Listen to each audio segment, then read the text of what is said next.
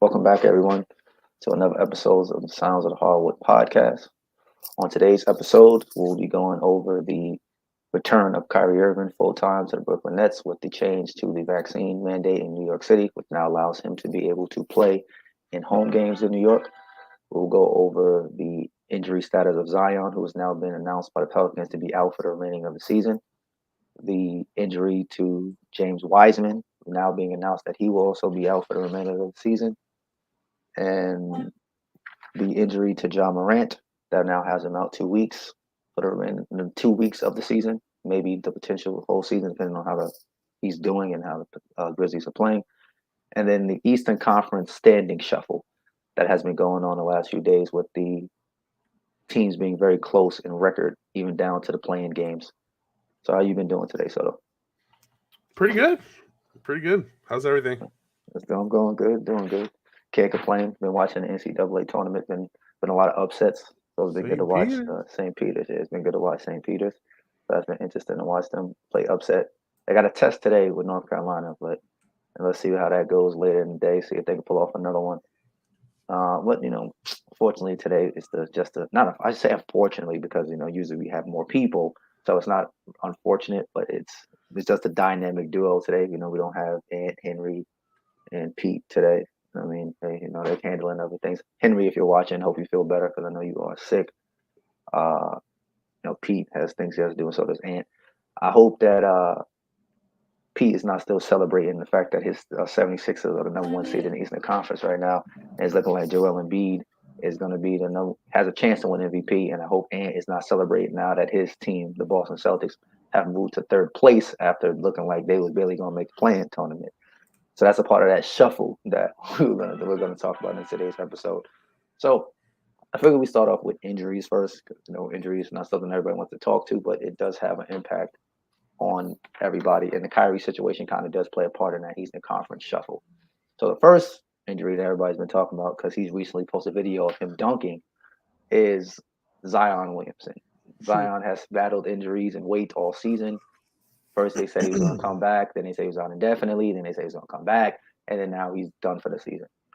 But he is still working out, which makes people question, is he not playing because he's not physically fit to play, or is he not playing because this is his start of his exit strategy for the New Orleans Pelicans? So what do you feel about the Zion situation, if you will, that is now occurring with New Orleans?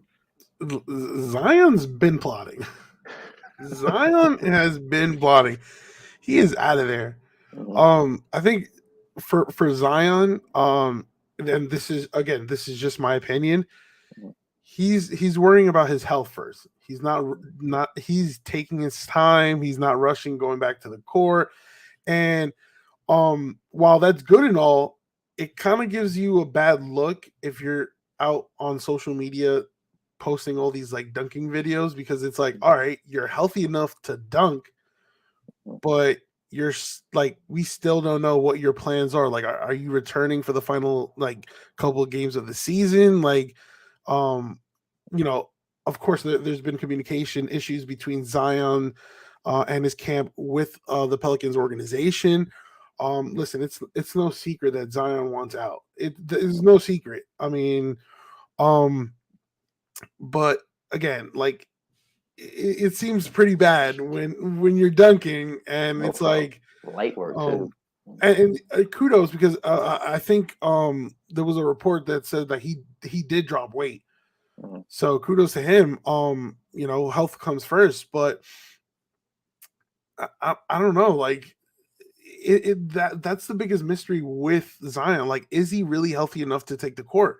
Because if he's healthy, it's like, all right, why not play? But if he's not healthy, then what are all these dunking videos? Like, for me, it's like, all right, if you post videos of you doing like post moves, I'll be like, all right, cool. But you're over here doing like these Off the wild dunks backboard that you between the did in legs. Duke and in all your life, and it's like, all right, I'm assuming the knees are holding up. Mm-hmm. So, this is just an exit. To me, Zion just wants out. He just wants out. Exit strategy. A lot of people, especially Richard Jefferson, criticized Zion because Mhm. he even said he was like, oh, I don't. Richard Jefferson after what had after Zion became a topic because of his videos, he was like, oh, I don't care about that dunk and whatnot.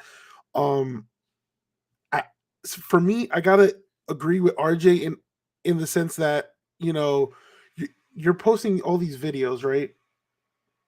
Mhm. And the Pelicans organization and the Pelicans fans, they're still supporting you, Yeah. and it's like you're kind of like I don't want to say showboating, but it, all these videos are not going to do anything for them. You're just getting them hype for no reason, Mhm. because it's like you're showing you that you're healthy, but when are you coming back? Very true. So yeah, at the end of the day, again, exit strategy. uh I don't think he's fully healthy though. Like, I feel like he's in like 80-85% healthy, but don't be posting pictures with these wild dunks, because you're just sending off mixed signals out there. That makes sense. I was reading the comment section where Coach Norman Fisher says Zion and Harden in similar circumstances will cause owners to demand a consequence in the next CBA to prevent this. I want out of my contract shenanigans. Excuse me. I think that makes sense. That eventually, some way or some form, that they will have a response to that. So I I'm don't sorry. know. I said at some form of fashion they will respond, as in to the comment that Right. they will do that. In the case of Zion, um, I think the Pelicans did what any organization would do on draft night. They sat there on draft night and they said, who is the best player that they could pick?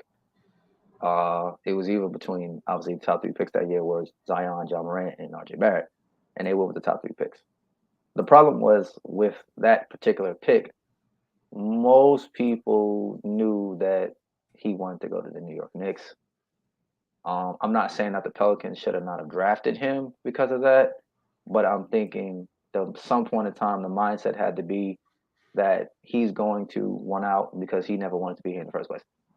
So, in his of defense, in a sense, is he has had a very chaotic period of time during his tenure there. He's had three head coaches in 3 seasons. So he had oh shit, I forgot the first Alvin Gentry. Then he had Stan Van Gundy, and then now he's had Willie Green. And then he's had assistant coaches changes because the assistant coach was Mike D'Antoni last year, and then he stepped away because he's decided to retire. And then he's had roster overhaul changes from players being signed there or traded there that decide that they don't want to be there, and then they have to be moved on to. Griffin hasn't done a great job of building the team around him. He's trying to get better. That's what the whole CJ McCollum thing was about. He tried to bring somebody to try to make him somewhat happy. But I think it might be too little too late. I think he's trying to force his way out, like you said. I don't think he's healthy enough to play. I think he's healthy enough to do what he's doing. He can still dunk, he can still run, he can still jump. But I don't think his stamina is where it would be to come back to a team trying to make a playoff push and be able to help them the way they want him to be able to help them because he's supposed to be their best player. So I'm not sure how at this stage of the season they could ease him into the rotation. Would it be play him off the bench?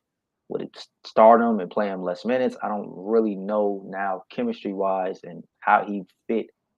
And then also, he's never played for Willie Green. He still has to learn the system because it's different between watching it and actually being out there and doing it. So I think the Pelicans made the right decision. Let this season play out the way it is. Figure out what pieces you want to keep, what pieces you want to move, what pieces you want to trade, and then from that point in time, go down and sit down with Zion. And so Zion, now you can go down and sit down with, so to speak, a big three in CJ McCollum, Zion, and Brandon Ingram, and then figure out with Willie Green and those three how they can build a team around those three and fit Willie Green's play style in order to have a better team than what you had this year. I think that's their best bet moving forward with Zion. Now I know you as a Knicks fan has heard the rumors 99,000 times about Zion wanting to go play with RJ Barrett and now Cam Reddish being there in New York. So I'm not really asking a Nick question per se. What I'm really asking is, as a fan of that team, do you feel that the Knicks should make a trade for Zion, or do you think that they should wait until he's a free agent and then go from there? No, I mean they should just wait. Mhm. They should just wait. There's no. It wouldn't make sense giving up all your assets because the Knicks do have assets to Mhm. for Zion. You know, Mhm. um, again, we don't know the condition that Zion's in. We don't know, you know, um, what percentage, what if he's truly 100% healthy. Mhm. And if I'm the Knicks, I'm like, well, I know Zion is unhappy. Just let him play out his contract, and then when he hits free agency, um we'll discuss. And to me it's like when it comes to Zion, it's like it, I think when coach Norman Fisher in the chat just said, oh, Zion and Harden's circumstances, similar. Mhm. it it's true because here you have the Pelicans trying to build around you, like you Mhm. just said, like bringing in CJ and all these other young pieces that they have. Also bringing in Valanciunas, Mhm. all to help Zion, and he basically like turned them down and whatnot. And he was like, "What? He's not really feeling the Pelicans organization at the moment." Mhm. Um, the only going back to your question regarding the Knicks. Well, the only thing the Knicks have to worry about is if another team trades for Zion and Zion, contemplates on signing an extension with them. Mhm. But as of right now, it kind of seems like Zion is locked in New York. So if I'm the Knicks, I'm pretty confident that all right, when free agency, when he becomes a free agent, oh, he's going to be with us. Mhm. So I wouldn't necessarily trade for Zion, because if you trade for Zion, you're going to give up a lot because the Pelicans are going to demand a lot. Yeah. And no, the Knicks are probably going to be like, oh, well, we have this opportunity to give up Zion. All right, let's give up Obi quickly, draft picks and whatnot. So, all right, when you do that, what are you left with? You're probably just going to be left with Barrett, Zion, and Mhm. Maybe Reddish. Reddish. Yeah. So it's like there's no point of making that trade. It would be a stupid Gotcha. trade Now, for the Knicks. okay. Now, one more question for the sake of Pelicans fans, so that way they'll be like, "Oh, stop pushing him to New York so quickly." How do the Pelicans fix this situation? Because it's clear he's unhappy. So how do they fix that? Yeah, I don't think you can fix it. To be honest with you, I'm just I saying. just really don't. I was being optimistic. Yeah, no, no. I really, if I'm the Pelicans organization, or their fans, like I would be worried because you know the whole thing with the communication issues, right? That's already been there. That just gives me it's a sign that he just does not want anything to do with the organization. So it's like, all right, so with knowing that he's as good as gone, like what can you possibly get in return? Mhm. That's the thing. And then right now, the top trade partner would be the Knicks. Other than the Knicks, I don't know who else will take that gamble to trade for Zion. Um, so yeah. That's a, I get that. I would say, look, I was just trying to be positive, just in case, Pelican No, fans, like, there's no hey, positivity when it comes to the Pelicans. I'm sorry. okay, I mean, listen, trading for CJ, that was good. That was nice. And then, getting Valanciunas, that was also big. yeah, But I guess Zion's not happy with that. I mean, I don't think Zion's not happy with those acquisitions. I just think that the scenario. I just don't think he vibes in New Orleans, and he's just set in New York. yeah, I get that. I get that. I get that. That makes sense. It's weird, but it makes sense because it's Mhm. yeah. I don't get the mindset that he has currently, but hey, you gotta do what you. If he feels that a move is gonna make him happy, that's what he's gonna do. Now Yeah. another player that has been moved out for the season and a lot of people have been talking about him all season as it pertains to the Warriors' success when they get healthy, when they get healthy, when they get healthy. And he was one of these players of when he gets healthy was James Wiseman, who unfortunately had another setback with his knee injury that he had surgery on. So I know some people are like hot and cold on James Wiseman. There's some people who think that he would be a difference, and there's some people that don't think it would be a difference. So I'm gonna aim on the side of either way for you. Which one do you feel is it a big deal that he's not going to be able to return, or is it not a big deal that's going to be able to return No, to the I Warriors mean, lineup? no, I think it's a big deal. When you have somebody who, um, of course, he was limited, but he averaged what, almost 11, 12 points per game on 50% shooting, like, Mm-hmm. um, stuff like that. You miss, and he's a big body, and he's somebody who can kind of like stretch the floor out a little bit. Mm-hmm. Um, but in this case, like, they've been playing well without him. Obviously, Yeah. they definitely miss him, but they've been playing well without him, which I'm not worried about that. Mm-hmm. I'm just worried about his knees. Health does come first, so I think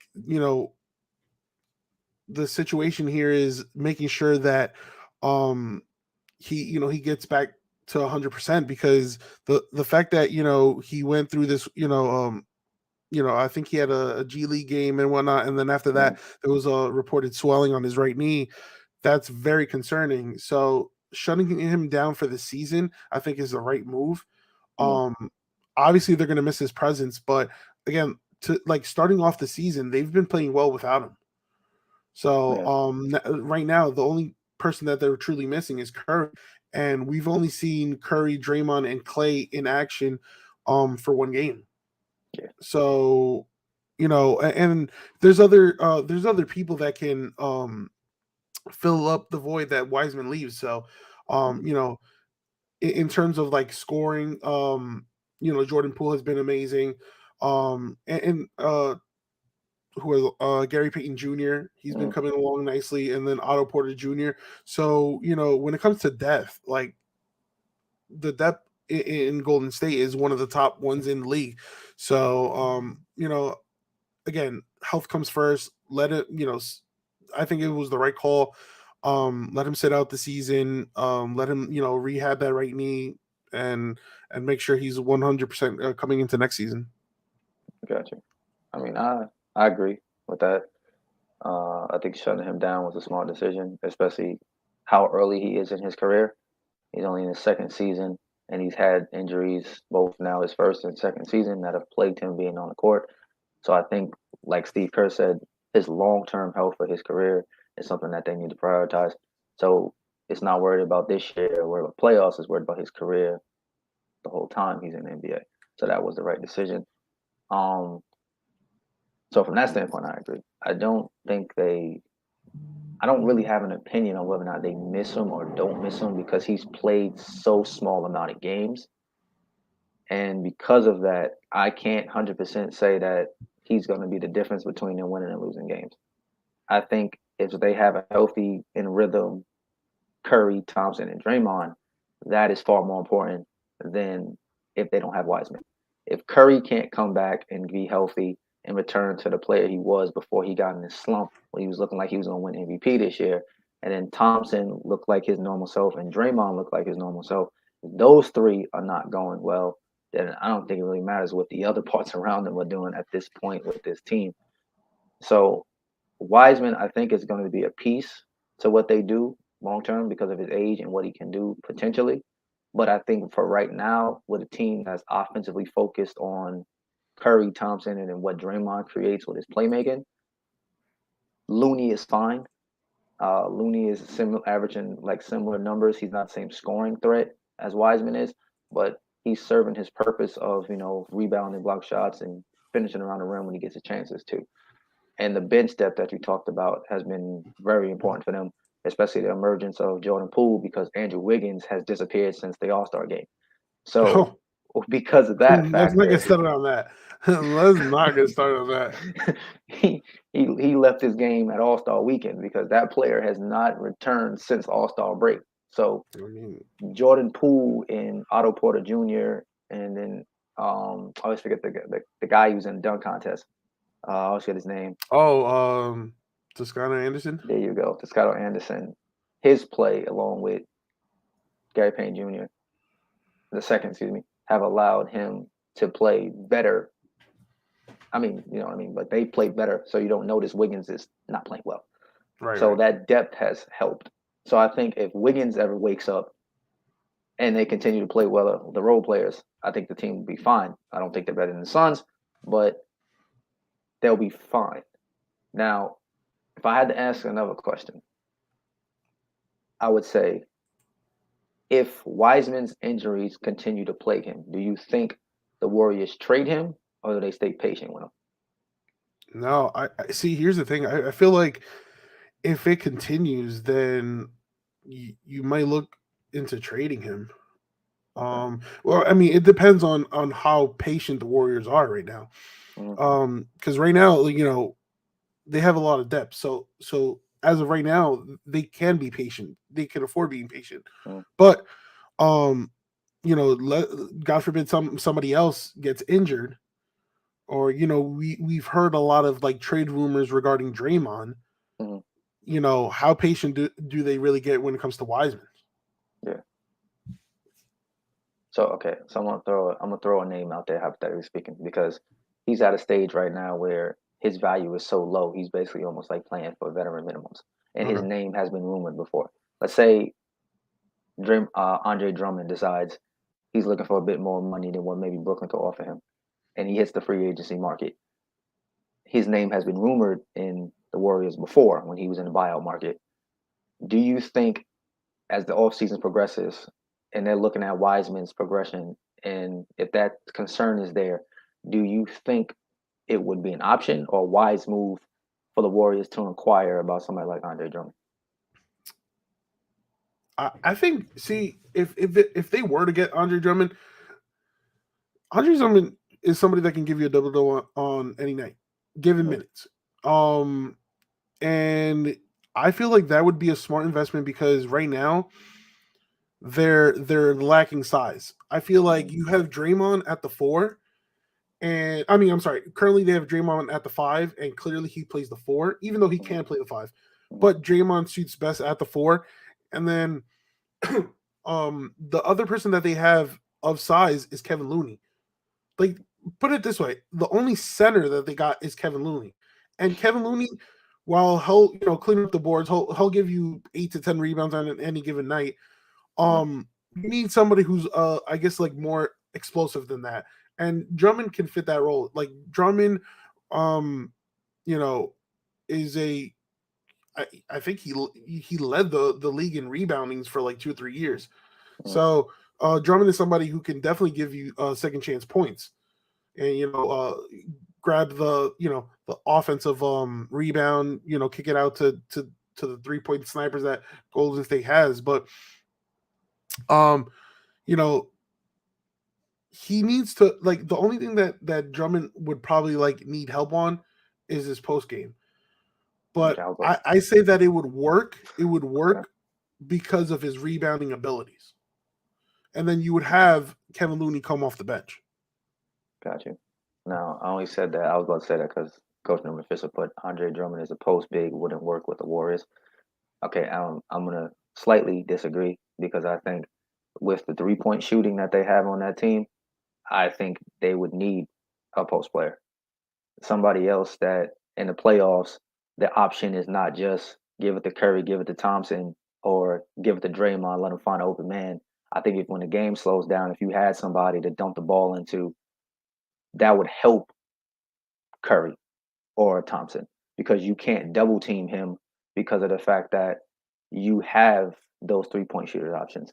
And in a league where pick and roll is based and drive and kick have become the bread and butter, the amount of gravity that Terry and Thompson have when they're moving off the ball, I think he gets wide open layups and dunks. Or if he gets a switch with a guard on him now, that's an easy 2 points because you have somebody to dump the ball in, and he's getting other teams in foul trouble.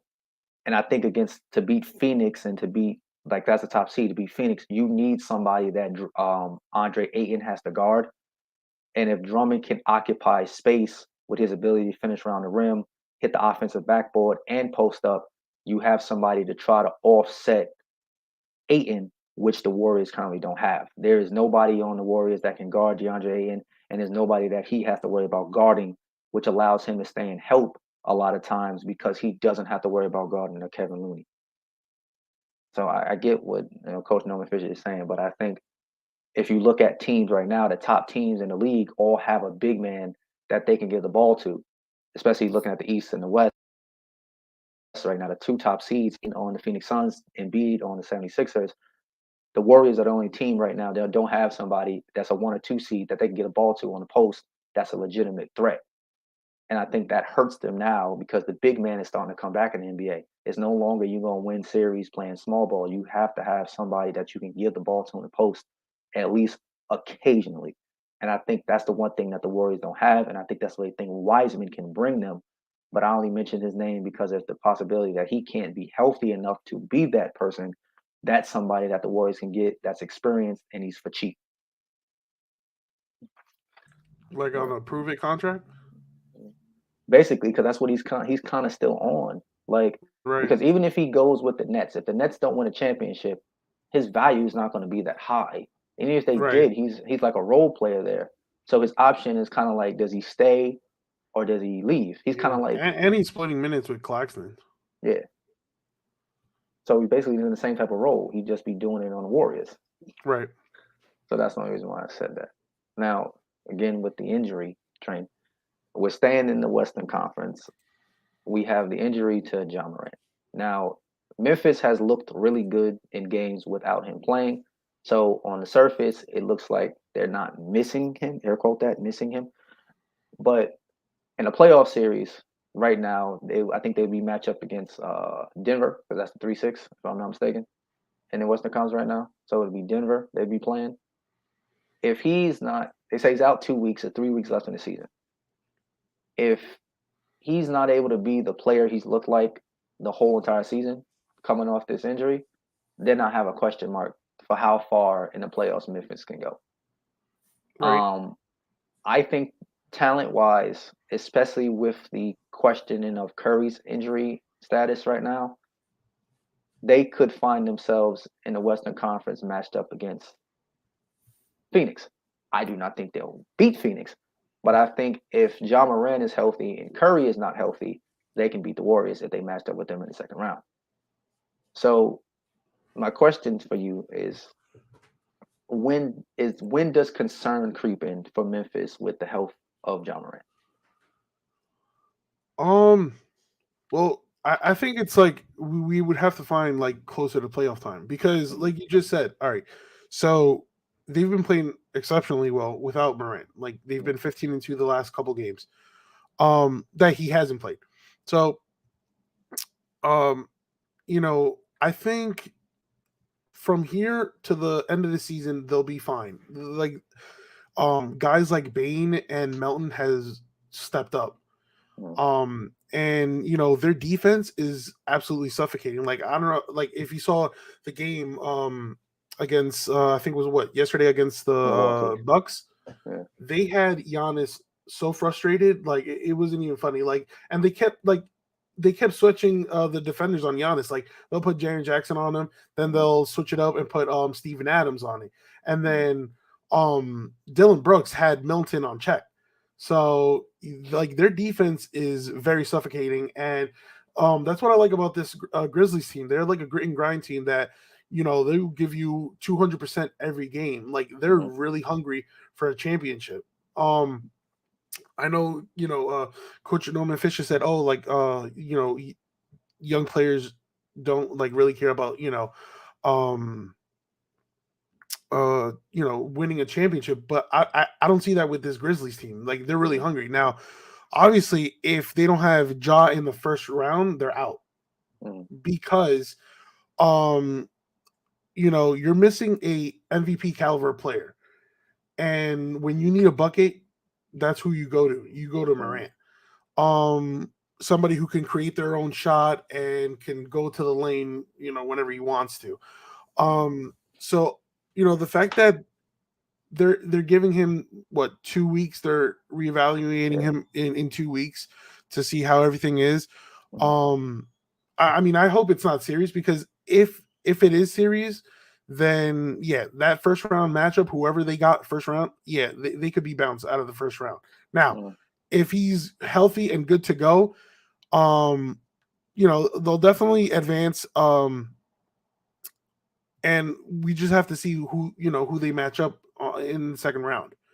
Yeah. But yeah, I really like this Grizzlies team. Like everybody, just like much to like the Suns and the Warriors. They're also one of the deepest teams in the league. Mhm. So when one guy's out, the other guy comes in automatically and steps up. Mhm. So yeah, it could be a little concerning. We just have to wait and see um what is reported from Morant's Oh, injury. okay. And let me correct myself. They are currently second now at 52 and 23. So their first round matchup potentially could be either Utah or Dallas because they have the same exact record at 45 and 29. So it could either be matched up with, depending on how Dallas and Utah finish, they'd end up with one of them in the first round.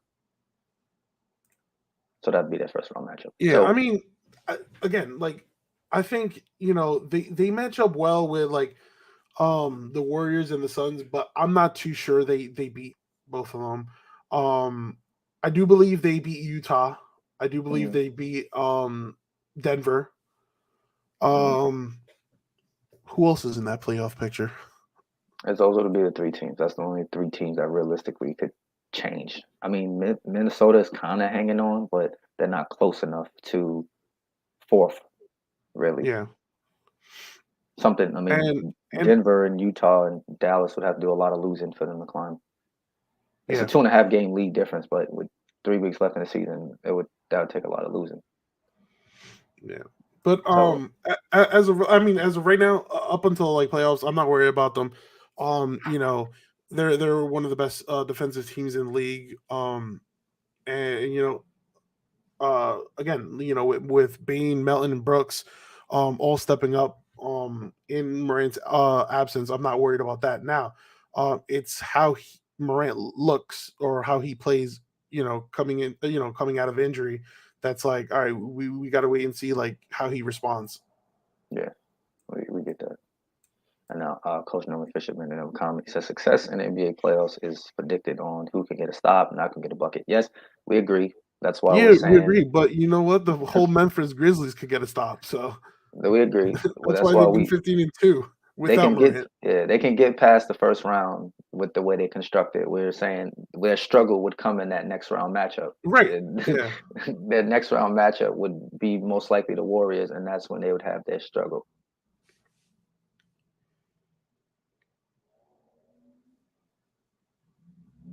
So that's what it is, and that's right. They would play because I forgot about the freaking playing tournament now.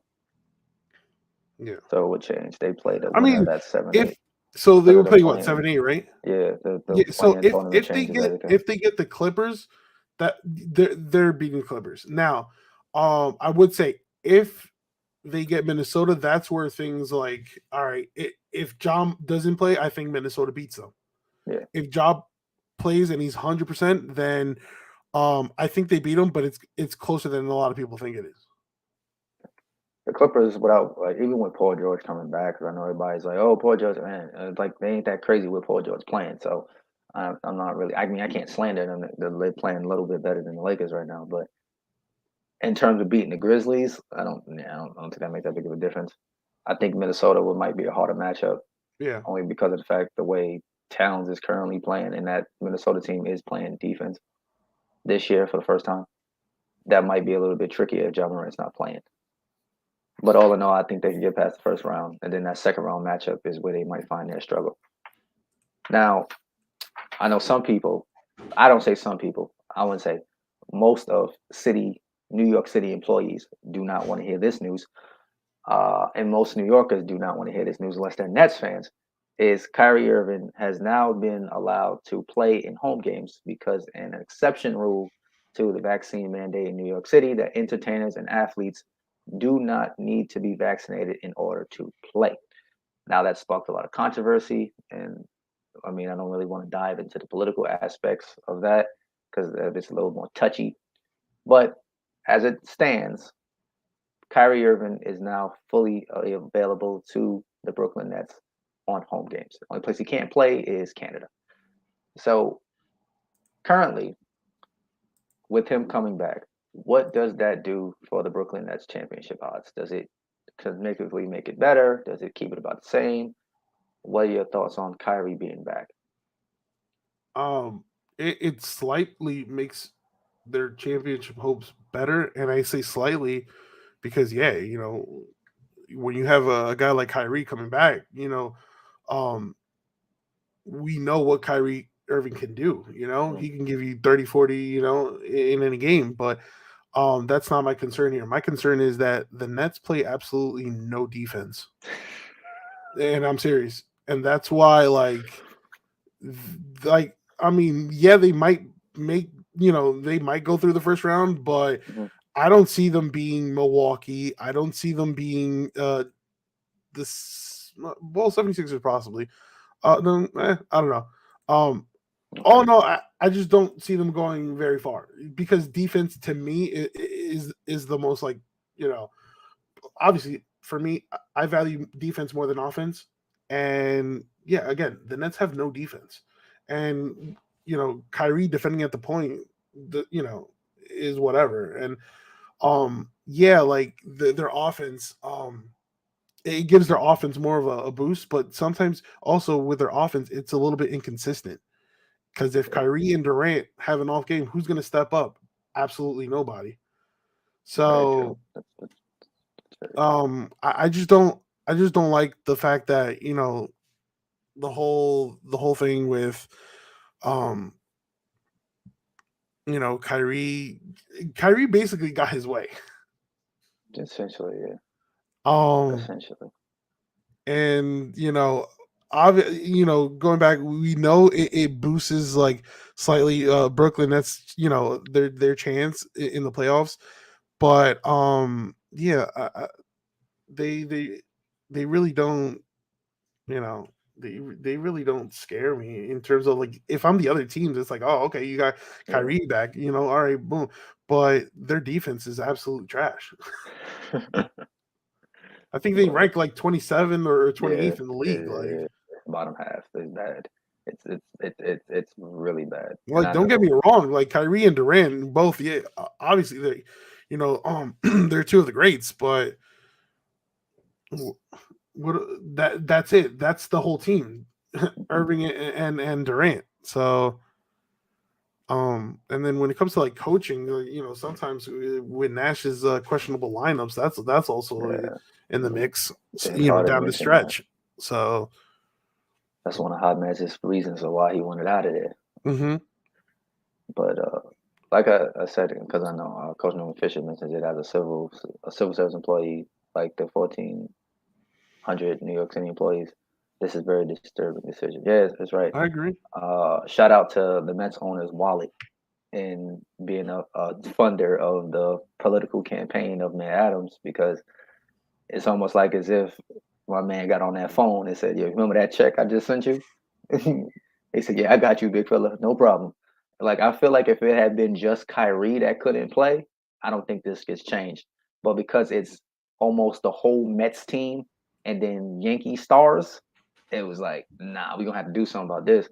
Because both the Mets and the Yankees gonna have good teams this year. I don't think any one of them owners want to hear that their best players can't play because they're not vaccinated. For the Yankees, that would have been Aaron Judge over there trying to figure out whether or not he's gonna get vaccinated. So I understand the political monster that corporations and people with money have that type of influence sometimes.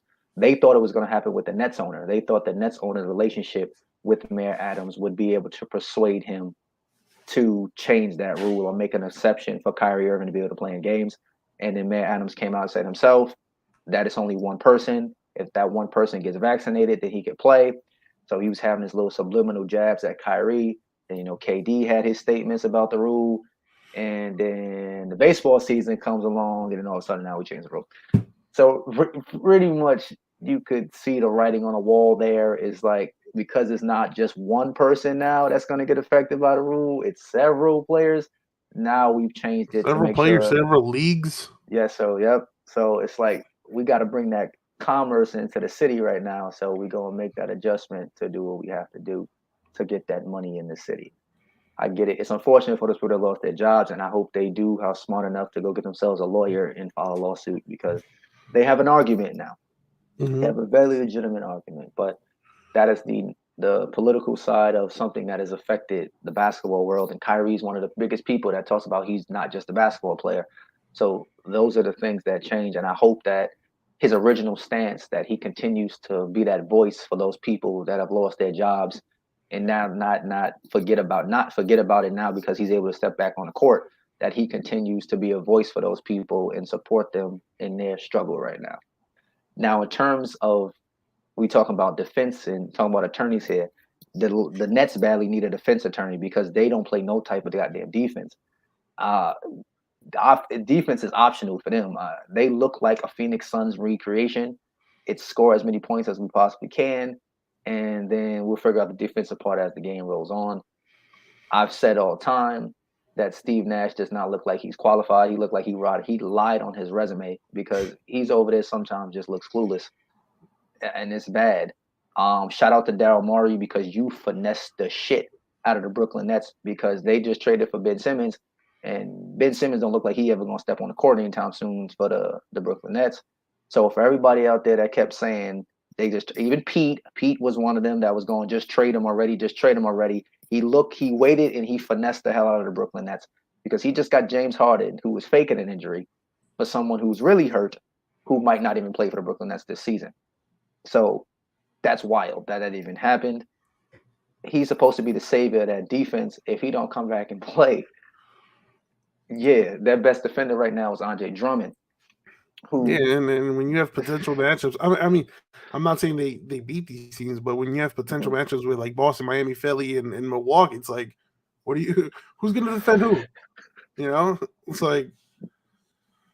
And when people show like, this gonna kill Ant, but there's been like a trend now on social media, people taking clips of how much KD really don't play defense. It's actually kind of funny. So especially when they played the Celtics the last game. I mean, the Celtics the other night. That was a while ago, weeks ago, when they played the Celtics, and he's fucking watching Kyrie get chewed by Jason Tatum. Meanwhile, he's staying in the corner on somebody and not gonna get the ball. So it's shit comedy. Like it's like, yo, Kyrie's getting fried, and you just standing over in the corner watching this happen. So I mean, yeah, the Nets is in a tough spot. Isn't I mean, I'm happy for Kyrie. You know, he was taking a lot of criticism because he wanted to get vaccinated. It's unfortunate the people who lost their jobs in the process, but I guess that's one less distraction for the Brooklyn Nets have to worry about. People constantly talking about is Kyrie going to go get vaccinated? I won't say it. So we've discussed the Nets and their lack of defense. So I don't think we need to kill the Nets anymore. I don't think most of us understand that the Nets don't play any defense. That in a strong suit. And don't watch this and get mad at me because I said KD don't play defense. I'm just saying he's out there on defense, but he ain't really putting in much effort. Getting buckets, he's fine, but defensively, no. And similar, Coach Fisher, Norman Fisher said the same thing you were talking about. You're asking the Nets to beat top 3 or 4 teams in the Eastern Conference on the road to get a championship. That's very true because they're in that playing game. They got to play on the road against those teams. And with no defense, that's not happening. That's not happening. So I don't know, man. I mean, Jack Vaughn over there just getting older by the second. Like I couldn't get the job for this. I mean, it's looking bad, but the Nets will have to figure it out. At the end of the day, they took a gamble when they traded for James Harden. They didn't really need to. I mean, they could have kept Caris LeVert. I mean, the health side for Caris LeVert of that physical changed his life. That's an important thing for him. So it's a blessing and a curse at the same time. And in terms of he got traded, but it was a blessing because he found that medical diagnosis that would have basically essentially saved his life. But the loss of him and Jared Allen is one of the best defensive centers in the league right now. And they had a core if they didn't like trade for you know. They also had Dinwiddie, you know. Mm-hmm. They had a lot of different options they could go to, but I mean, you wanted a big 3, and well, now you have a dynamic duo and no other it's just you guys. Yeah, I love Patty Mills. I know you do as a Spurs fan, but there's I a do, problem when but he's your third best player. yeah, and what is Patty Mills going to do? He's just going to catch and shoot and whatnot. And when it comes to defense, like, don't get me That's started why with that. that's why he's not on the Spurs Yeah, anymore. So I I mean mean, he's good, he's a good reliable shooter, but that's just it. yeah, you know what I mean. So I I don't. mean, to be honest with you, like they're only like other player that you got to give credit for because he's been balling is Bruce Brown. The point center. I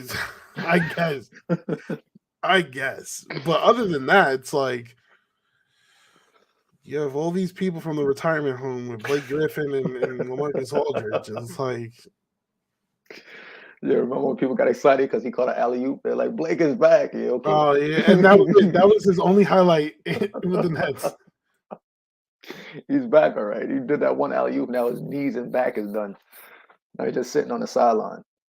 But since we talked about the potential Eastern Conference matchups and the playoffs. Now the Eastern Conference is very close. There's a shuffle, it seems like every night between these teams in the East. You have Philly that is first place currently that sits at 46 and 27. Then you have Miami right behind them at 47 and 28. The Bucks, the Celtics sit at 46 and 28. The Bucks sit at 46 and 28.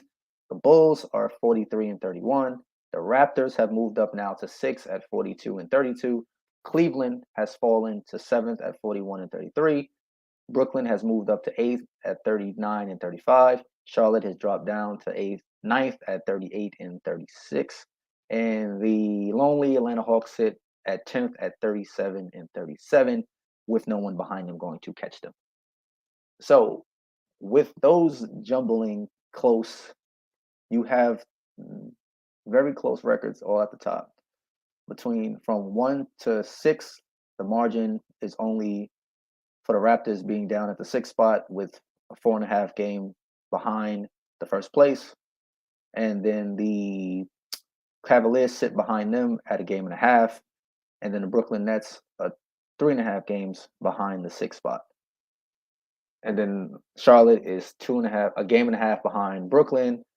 And then Atlanta is 2.5 games behind, a game and a half behind Charlotte, and 2.5 games behind the Brooklyn Nets for the 8th seed. So basically every game matters right now in the Eastern Conference, and it's really going to come down to matchups. Oh, Coach Norman Fisher says Seth and Dragic get no love. Well, they don't play no defense either. I mean, they're great options for we know Dragic don't play no defense. That's his weakness. We know he can't play defense. You on mute there, fella. You on mute there, Pa. You on mute, Pa. You on mute, Pa. Whoops. Yeah. Nah, I was gonna say I like Seth. I mean, both of them, Dragic with his playmaking, Seth with his shooting. Of course they get love, and they're really good role players. But when it's again, I'm gonna use what you said. When you need to stop, they're not it. The defense is terrible, but yeah, they do add an offensive dynamic, yes, but defensively, no. So with the current standings, like you said, everything stayed the same in where it was. Okay, so obviously we know the playing games. Let's start with the playing games first. So, and the first matchup would be 7 and 8. That's the Cavaliers and the Nets, and then Atlanta and Charlotte at the 9-10 spot. And obviously we know the winner of the 9-10 plays the loser of the 7-8. So, who are you taking in that? If it stays the same so as it'll be 7 and 10, right? It's I forgot how they do it.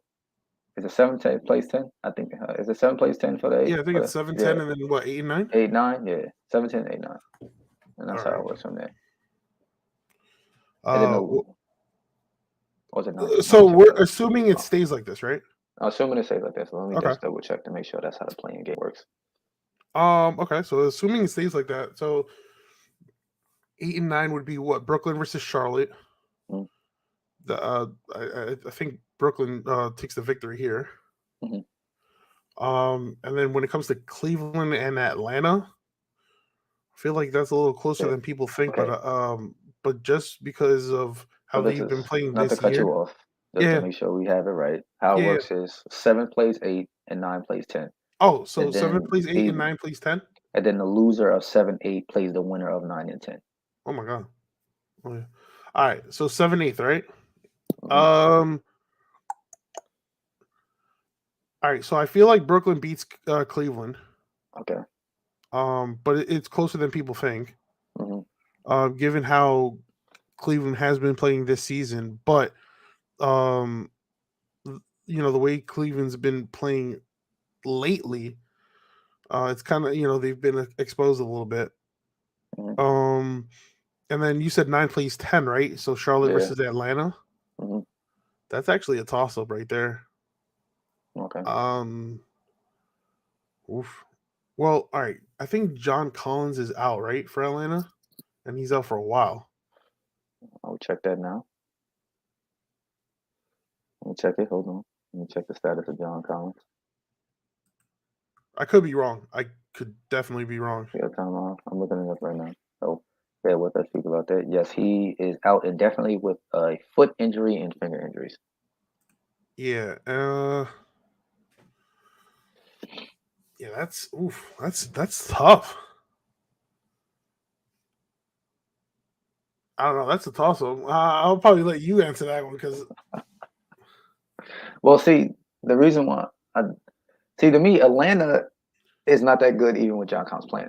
right. So if he doesn't play, uh, Charlotte don't play no defense either. Yeah, So it's that's what like I'm saying. Like it's if it's really oh like shit. Okay. Oh man. Like if Trey Young gets hot because they don't play defense, he can beat them by himself because mhm, their defense is that poor. If he has an off game, then Charlotte could win because he's not playing well.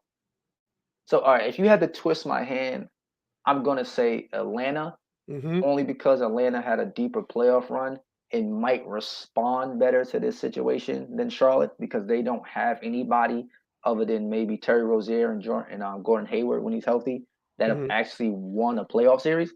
Okay. So I would err on the side of the Atlanta because they've been there before and they might not be nervous of that moment, like Charlotte might be Because nervous of that okay, moment. because of last year. Yeah, because of last year. Okay. Okay. Then the next game would be the winner of 9-10 versus the loser of 7-8. The winner of 9-10, which we're assuming it's Atlanta versus the loser of 7-8, Yeah, which we're what assuming it's Cleveland. Cleveland. Yeah, Yeah, no, I got Cleveland on that one. you got Cleveland on that one. Okay, Yeah. I'll probably take Cleveland because Cleveland's a better defensive team than Atlanta is right now, and I just think that Cleveland is only slipping because the expectation level is coming back a little normal. This is where most people saw them, Mm-hmm. and they were playing at a top 5 team, and I didn't think they Yeah, were there was that. no pressure. There was no So pressure. there's no pressure. So now the pressure every game of okay, we got to play these guys serious because they could beat us. I think they're balancing out a little bit, and I think they're also missing Colin Sexton. But I think in a series where you only have to stop one person, then I think the Cavs win that. Now, Coach Norman Fisher said the Cavs will set up Nets. I guarantee will upset the Nets. There's a possibility they could do that. Yeah, it's I'm closer not than gonna. people think. It's close. It's close. If it's a close game, it could because the Nets, like we said, the Nets don't play defense. So anything is possible in a one game You know what? situation I would when actually you don't love to play see that. defense. I I don't would think love to Nets fans would. see Nets former fans don't want Nets to see that. players. I would love to see how Allen Okay. destroys. Well, they I got guess two it of would them be now. They Drummond, got Karis LeVert and they Karis have LeVert, right? Jared Allen. So they have two. So it is an interesting game because of those parameters of that the ex players going at each other. Mm-hmm. Now, since we've decided our planned tournament in the East, talking about it in the West is really not as crazy because the standings are not as close in the West as they are in the East. So that's the only reason why I said focus on the East side because the East side is very close. Right. Now, after that happens, it slides over. The one plays the eighth, and two plays the seventh. So if we're going based upon that, the eighth becomes the Cavaliers and the seventh becomes the Nets, Mm-hmm. then the matchup would be Philly versus the Cavs and Miami against Brooklyn for those first round matchups in 2 and 7. And then 3 and 6, if it stays the same, would be Celtics versus the Raptors, and 4 and 5 would be Bucks versus Bulls. So that would be the matchups in the Eastern Yeah. Conference. So, for conversation's sake, just say your winner. You don't want to read the last comment though.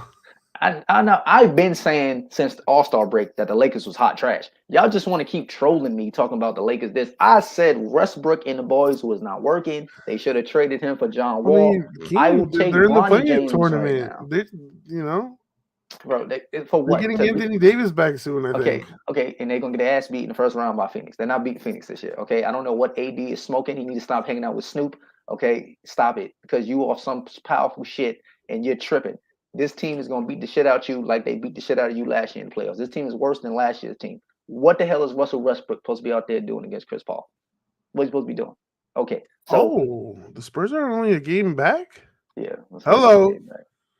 I Who you're mean, playing? they're not going far either, but yeah. Only reason I didn't do the West because it's like it's not as close like throughout the whole conference. It is close right. in that middle of the pack playing, but the East makes for, and we all know those 7-8 game teams is basically the Lakers only a threat because it's the Lakers. But normal tradition, you would look at that matchup and go, that's an easy dub for the Phoenix Suns. It's only a conversation because LeBron James is on the Lakers.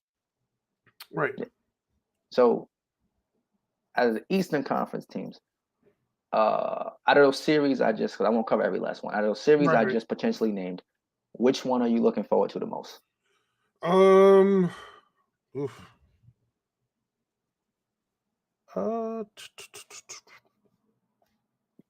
Probably all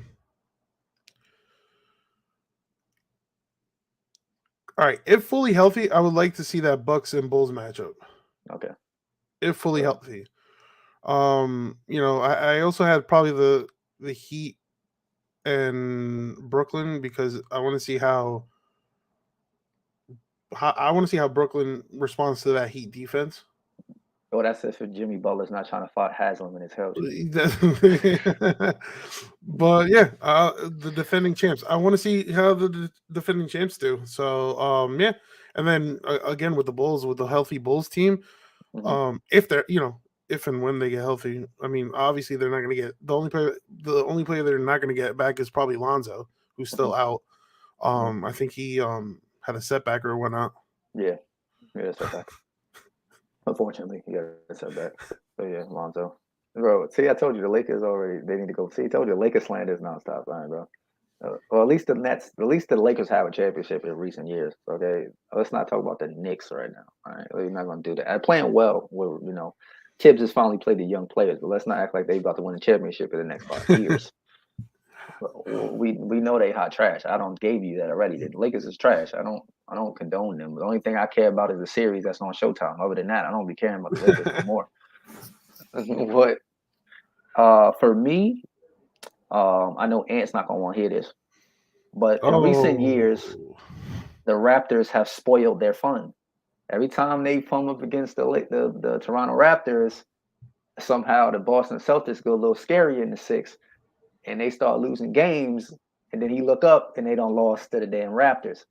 So since that's been their kryptonite in the last 2 playoffs that they've matched up with, the Kawhi and then Pascal Siakam, I'm going to sit here and say that if this Raptors team, especially with the way they can defend and the way that they play team basketball, they have guys that can legitimately guard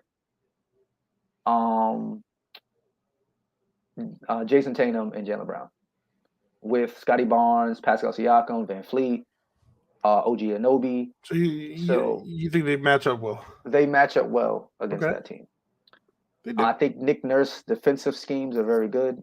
And right now, it's no shot to Ime Udoka. He's winning in every area of life. And I mean, he got hood famous Nia Long, so he's winning in every area of life right now. Absolutely agree.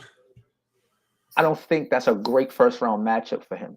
No. He's like Eric Spoelstra in his ability to create schemes against teams in the playoffs. And that's a tough first round matchup for a first year coach to try to figure out how to coach up against a team that he's going to come in night after night with a different way of trying to stop your best players. And sorry to chime in, like, Boston has been on fire, but so has Toronto. Exactly. That's what like Toronto came out of nowhere and 8-2 the last game. They're 10 games over 500. So they got hot at the right time, and so is the Boston Celtics. So that should be pretty fun to watch if it's a playoff matchup. Yeah, I like that series. Coach said Jimmy wanted to take his team out to dinner. I mean, he got to do something to apologize for trying to fight his coach. I mean, and Haslam, OG Haslam, want the hands with everybody. He don't even play. He want to fight people. I know you should be an assistant coach already. Like he don't I even love the care. fact that he's still in a suit. I mean, A ready uniform, to yeah. check in at any time. Like he has him just go in the game to collect fouls. Like he get ejected. He probably got one of the fastest ejections in league history. Man, he checked it for like 2 minutes, got tossed. So it's like he doesn't care, but he's the backbone of that team with that type of energy.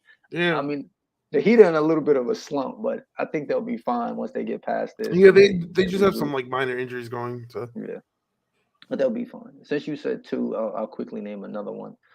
Um, I'm a fan. I'm a fan of that 76ers Cavs series if that happened. I know people you might say that's a 1-8. How the hell are you talking about that? Only because to me the Tobias struggle is still a question mark for me with Philly.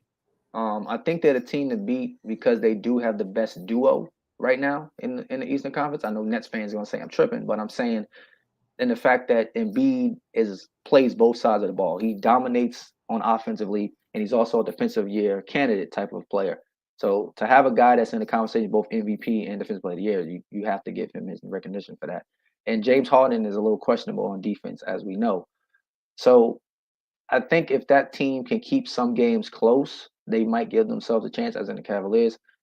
If not, then they might get swept. But if they keep some game close, they may be able to steal one or two here and not necessarily win the series, but they might drag it, which for the 76ers might not be a good thing to have to play 5, 6 games against the Cavs and not get them out of there in 4. So that's the only reason why I said that. So the Eastern Conference playoffs, I think, going to be the best out of the two in the earlier rounds. The yeah, East, the West, yeah. my No, lake, when in the West, when it gets to like the conference finals, that's where yeah, it's like, it's gonna get good. Second round, second and third round. So basically, semifinals and conference finals are gonna get good. My Lakers is about to get assaulted, massacred. no, they're The gonna pull data, up the upset. the data Earth stood still. This is about to be bad. They're gonna pull up the Don't upset. NBA, don't even put them games on TV. I know you want to because it's the playoffs. Can you do me a solid? Don't put the bitches on. Can we put them on tape delay so I can know that they already lost, so I can determine whether or not I want to watch that shit? Because I don't want to see it. People talking about Russell Westbrook is playing well. The Lakers are still losing. What difference does it make? Is he playing well? I don't care. So he's not hitting the side of the backboard on jump shots no more. I guess that's something to fucking celebrate about. You have to get trolled by the Memphis Timberwolves. That's the moment I knew Russell Westbrook and the Lakers is done. You have to get trolled by the Timberwolves. It's over. Okay. Come on, Now, LeBron James is having another career year. oh God, for what? For what? Russell Westbrook is putting in work. Frank Vogel here talking about, oh, if it wasn't the record, Anthony Davis is chilling, and then once he comes back, he's gonna dominate. he's They're gonna pull up an he's upset. making Don't the worry, street team. Have faith. fucking. You have a problem when you actually make it something that Chuck says valid. Like Chuck usually be just saying like the first thing that popped in his head on that TNT crew. It'd be funny, but it's like usually none of this stuff. Like usually when he's I guarantee, them joints never come true. They never come true. The Lakers are his first I No, guarantee that has all came right. true. And then the It's all street right. clothes Look, nickname don't Malik make it any Monk better. and Horton Tucker are All gonna right. are All gonna right. ball All out. right, They're don't give gonna me don't let me get me started on Fournier over there. All right, don't let me started on Fournier. Okay, don't do that. You trying to troll my Lakers? Don't let me get started on Fournier Fournier, is having a good year. Fournier and Todd Gibson out there for Oh, whatever Taj reason. Gibson, he's still collecting his ankles. He though he did get dropped, but it happens to the best of them. His old ass shouldn't be out there. That's what that was a sign of. That was a sign to tell Tibbs, get my old ass out of the game, please. He said the Pelicans played tonight. Yeah, I mean, I guess it's a big game. I guess that's a big No, game. it is a big I game guess I know because because it's only a half game difference now. I yeah, think and the then Lakers don't blew that whole thing. I'm not even sure if the LeBron is Spurs are playing. creeping. Yeah, whatever. If the Lakers don't make the playoffs, I won't even be upset. You At know, this if point, as bad as they're playing, it I want the happens. Spurs to make the play in. I mean, I know they're not going to go far, but fuck it. I mean, yeah, you can take the Lakers spot, and then I can watch the Spurs get their ass kicked in the first round. All right, yeah, that's fine. Now we don't reach the closing thoughts segment like always. So, any thoughts on your mind? Don't have to be basketball related. Don't have to be sports related. No, I mean, I just think the whole situation with, Kyrie being eligible for home games and how the NBA caved in, I just think that's a really sucky situation. Got you. Like he legit like got his way. Right, look, And I'm not saying like I'm not telling him, oh, take the the vaccine and whatnot, but the fact that he got his way and whatnot, and the NBA and the Nets like caved in. Hey, look, you got to shut that man Adams, bro. Man, Adams made that executive decision. Well, Coach Norman Fisher gave up his closing thoughts.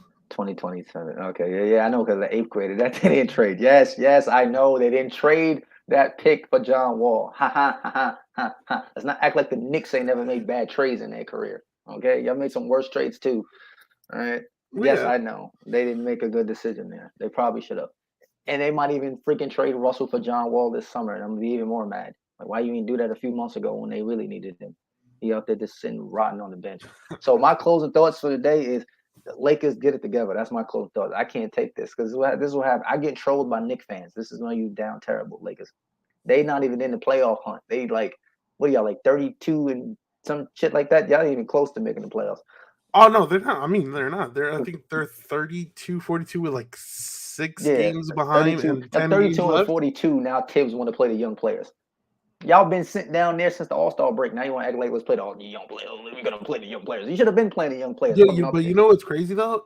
All it took for Randall to get injured, and it opened up Tibbs' mind. And Toppin's playing well too. He should have been playing some more the whole season.